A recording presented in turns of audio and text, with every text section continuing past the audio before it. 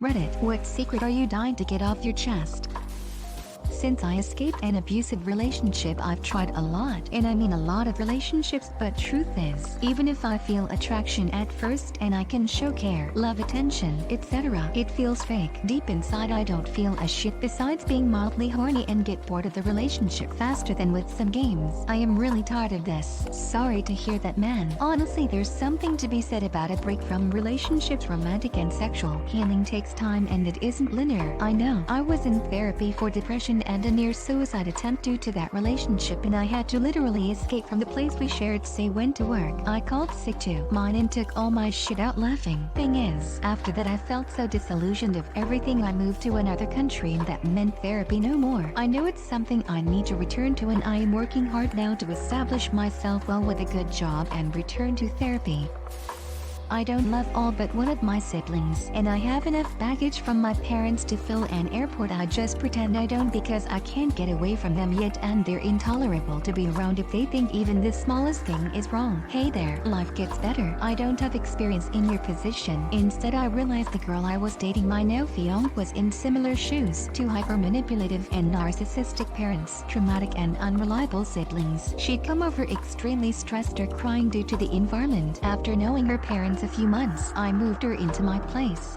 Got her on her own insurance and phone plan. The goal was to make her 100% independent of her family, then informed her that they only exist in her world because she left them. Since then, her mood has completely changed. We bought a house in a separate town just to create even more distance. She's happy, thriving, and only sees them when she chooses. She doesn't let them guilt her into seeing them because they no longer has the leverage to. She's seeing a fantastic therapist, and she's now sleeping better too. The changes come slow, but she's improving day by day and has come so far already. I am incredibly proud of her. Life will change for you too. It won't be like this forever. My best points of advice are: make yourself independent as quickly as possible. Get a job. Cover your own car insurance, phone, etc. Anything your family can do to say, well, we do X for you, so you should do Y for us. Make yourself independent of, if you can, move out of their convenience, whether that's the other side of town to where they'd be, or a different town entirely. Make yourself out of convenience range. Lest limit contact with them slowly. Stay out longer. Make all communication succinct, to the point, but also warm. If they sense you're drifting, they'll attempt to reel you back in. Once you're free, you can limit contact however you please. Best of luck. You're in a tough spot, but you can do it. This story is kinda relatable. I've realized that my parents' way of raising me and my siblings, as well as their relationship as a couple, weren't as healthy as I thought it was. Not physically abusive, but enough to make me an insecure person, afraid to start a relationship or be a parent.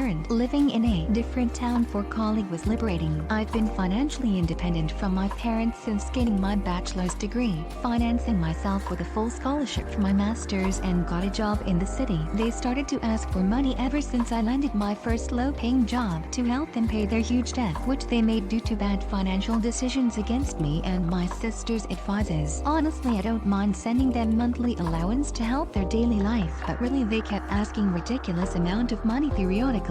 My chat history with my dad over the past 6 years, basically just him asking money and me sending bank transfer receipt. At some point, me and my sister had to empty our emergency savings to bail them from the debt of the month. Never again. I've since tried to save again, despite that my dad once told me he was disappointed that I held on to my first low-paying job for so long and couldn't send as much money as he asked for. When I finally landed a better job with significant salary increase, I didn't tell exactly how much. He expressed joy, but I knew it was because he expected me to send him more money. Not because I finally landed my dream job, which I can get thanks to my experience in a low-salaried job. Only reason for me coming back to their house is to see my siblings and the cats. My ex and I were both suicidal in high school, and there were times I considered picking them up to go for a drive and driving us off a cliff. I never said anything about it to anyone, never tried it, never came close to acting on it. That was a long time ago. I accidentally found out my mother-in-law has a biological child that she gave up for adoption almost 50 years ago after I gifted her the Ancestry DNA kit for Christmas, and I found the person on Facebook. Read your replies below and want to chime in. I am both a birth mother and a child who recently found out thanks to Ancestry.com that my father isn't actually my father. My kids know they were adopted and we have a relationship, but I can only imagine how horrible it must have been for women before open adoptions. That's likely a painful secret secret that I'll hope to forget. Adoption is never an easy choice. I'd implore you to be gentle with her.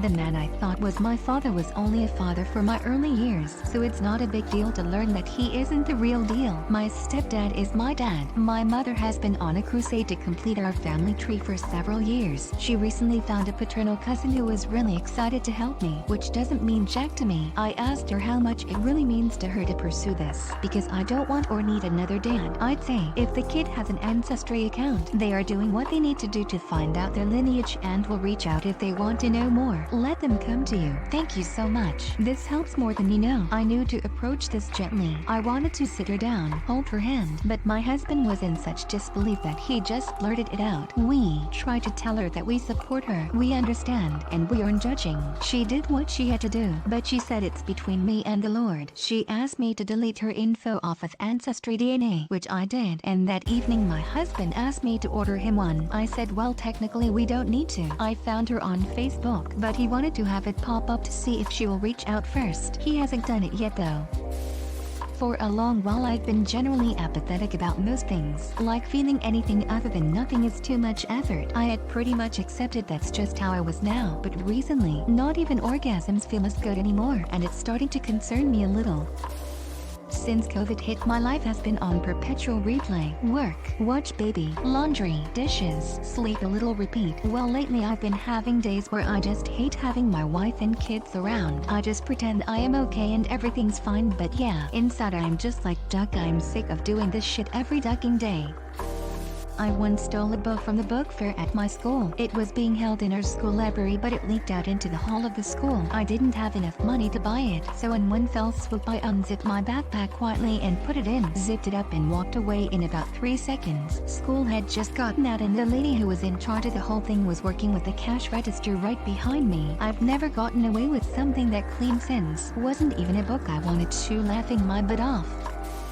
I don't feel close to some people in my life and I've known them for 10+ years. Like, I don't know what to talk about with them anymore. You know, I am sure they feel the same way. We don't talk that often. Makes me sad sometimes. I feel like a lonely wolf again. I am going to die alone. I reached such a high state of inner peace and passivity that it just doesn't bother me that no one is with me. Through the years I need less and less to interact with anybody unless necessary, to the point that I consider sleeping through the whole day a day well spent. Sleeping all day is a sign of depression. Everybody can stand to go see a counselor of some kind, so be sure to do so. Unfortunately, the human species is a social species, and those with the best social networks have the best health and survival outcomes. So make friends. I am tired of life. I have a happy family, an amazing girlfriend, an amazing home, but this year I just don't feel like living anymore. I can't enjoy things. I can't feel much anymore. I don't want to do anything and I just don't know. Something I saw that helped me: you don't want to die. You just want your life as it is to be over. It is change that you want, not death. Work toward a goal to change your situation. The suggestion of therapy is a great place to start. Hope this helps. This advice is great, except it's missing one thing. The thing that might need to change is OP. Change of situation will probably be a very temporary band-aid. We are not perfect how we are, and there needs to be a willingness to allow our minds and hearts to change. Therapy won't help if we think our situation needs to change, not us. I'll go first, I guess. My mom is cheating on my dad and has been for a while now. She doesn't know I know, and I don't know which of them to tell, or if I should just ignore it and stay out of their business. For a year now, I've been consistently working my ass off for losing $400 that my brother lost. I decided to take it for him because I owed him a favor, but if I had known he wasted it on drugs, I would have just threw him under the bus. And I am still considering it. Edit: I am 15 and jobless. I can't just work a few weeks and pay it off, and everywhere requires me to be 18 years of age. Edit: 2 Don't hate on my father. He's a good, hardworking man who has never touched a hair on my head. He just believes that I should have it back because I lost a big sum of money. He always feeds me and even helps with my homework and house chores. I think I'm bi. I am attracted to men and women near equally at times, which means I probably am, but in some kind of denial or something. I have a wife and kids and don't plan on any kind of cheating. I'll likely die without having explored it. I'll die without exploring other women outside of my wife as well. Why tell people and stress everyone out? I didn't figure it out about myself until I was in my mid-30s. I am in the same boat as you, but I did tell my wife. Well, really, I was very drunk and it kinda of slipped out. Just my experience here, but it actually strengthened our relationship. It's a long story and I'll be happy to talk to you more if you want, but suffice it to say, even though I wasn't really hiding intentionality, after telling her, I was able to be more honest with myself and be who I really am. I also came out as bi once married. My spouse has been really supportive and it's made me feel more present as a partner, since before I felt like I was keeping part of myself back. I do feel sad about never exploring that part of my sexual orientation, but I am able to process that sadness with my faith person rather than keeping it to myself. Good luck.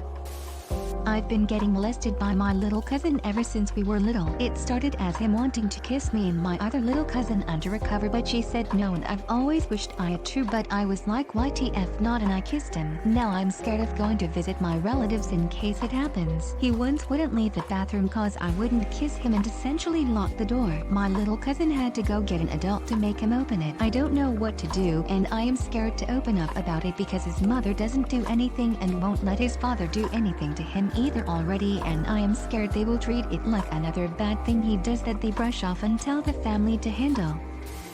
When we were 8 or 9, I pretty much let another boy rape me and then enjoyed it for a couple of years. I had the same thing happen at that age by another boy about 8, and a year later by a boy who was 14. I am 37 and finally opened up about it to my therapist and my wife a couple months ago. It was extremely hard to do, but after processing it to the point I have now, I am feeling better about it and recognizing it was not my fault. As others have said, find a therapist you are comfortable with and trust. They will help you work through what happens. I am unsure if I want my birth dad in my life. He's just like me, or I am just like him, but his thinking is so backwards and extreme in some aspects. He's not a bad guy, I am just not sure. I got hurt by my birth mom when I met her, and I've known birth dad longer than when I met her, but I am still expecting something. He says I'm needy, but he lives out on the West Coast. What could I ever need from him? I talk a lot and can have conversation with mostly anyone, but I feel so ducking, stressed and awkward, and I hate to talk with people beside a couple of persons. People tell me I am in a bad day and all what I don't, but I just don't like talking to people I don't know very well. I don't like my parents and I am on the verge of hating them too. I am scared of their obsession about me, especially since I am an adult already. I am terrified my future partner will be similar to them and that I will pick up a partner with patterns similar to them. I am terrified I will never have a healthy relationship because the obsession I faced included sexual harassment too. I feel guilty for hating them, I guess, but I pretend we're good. Every day I pretend we are happy because I feel bad for them. Keeping my autism from my dad. He already doesn't like me and hardly talks to me. This would just be something extra that would make him dislike me more. I didn't grow up how he wanted me to, and this is just another example of that. I am sorry to hear that your dad doesn't like you over something that isn't even in your control. Honestly, live like your true authentic self. Even if it means that your dad finds out you have autism, it may not feel great in the moment, but being yourself is the only way to have a proper life. Hiding something like that and pretending that it doesn't exist just to make someone else happy will make you suffer. And it's just not worth it. Don't live under your dad's expectations, because you will end up resenting and hating your dad in the future. Live your life and don't let anyone make you feel bad for being yourself. Much love, my friend. I hope this helps you to be yourself without being ashamed or anything. Thanks for watching. Consider subscribing for more videos.